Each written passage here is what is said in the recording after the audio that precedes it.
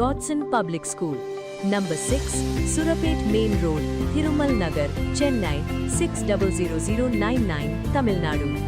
கோடிக்கணக்கான ரூபாய் மதிப்புள்ள போதைப் பொருள் கடத்திய நைஜீரியா நாட்டை சேர்ந்த எக்ஸிம் கிங்ஸ்லிக்கு 15 ஆண்டுகள் சிறை தண்டனை விதித்து கோவை நீதிமன்றம் தீர்ப்பு வழங்கியுள்ளது.